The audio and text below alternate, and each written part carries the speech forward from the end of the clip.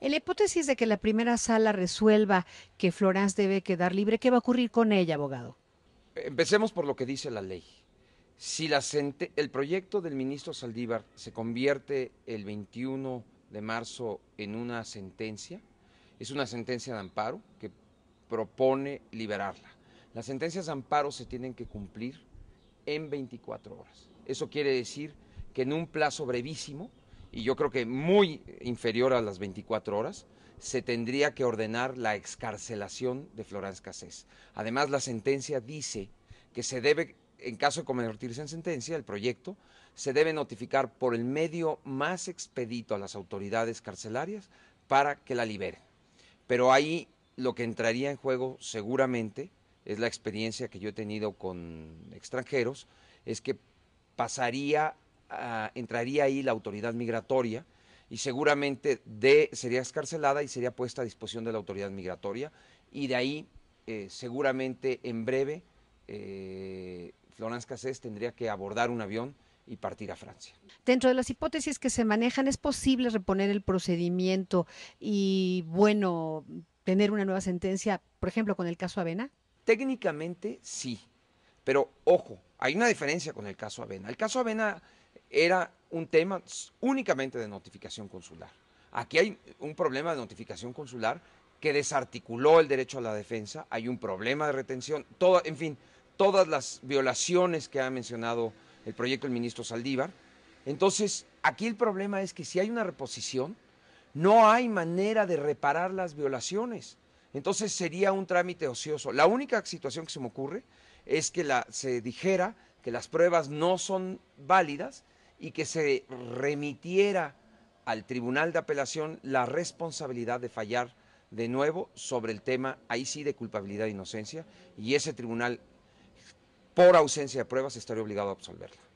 Distintos juristas y activistas ciudadanos han coincidido con el proyecto del ministro Saldívar. Sin embargo, la ciudadanía está molesta, la ciudadanía dice que Florence no debe ser liberada. Pues sí, y es entendible.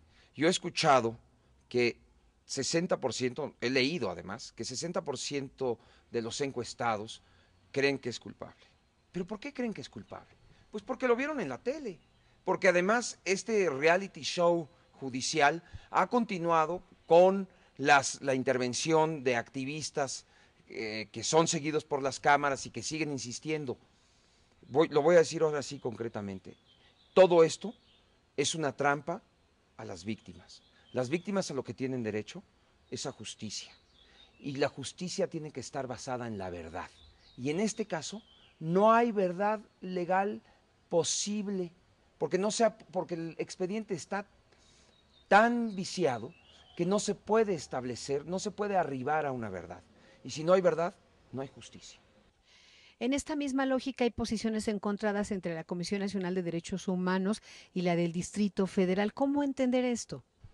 Bueno, empecemos por una cosa. La Comisión Nacional de Derechos Humanos, que recibió a la señora Isabel Miranda, no se pronunció en contra del proyecto del ministro Saldívar. Señaló, hizo una entrevista con la supuesta víctima Ezequiel. Es efectivamente sorprendente, es una muestra de la polarización en la que está este asunto, y yo creo que es un grave error de la Comisión Nacional de Derechos Humanos haber, digamos, insinuado que no está con el debido proceso. Una Comisión Nacional de Derechos Humanos donde el debido proceso es uno de los ejes rectores de derechos humanos, de las convenciones de derechos humanos, y que se haya pronunciado en ese sentido. Además, en una situación muy ambigua porque el mandato constitucional de la Comisión Nacional de Derechos Humanos le impide intervenir en asuntos judiciales.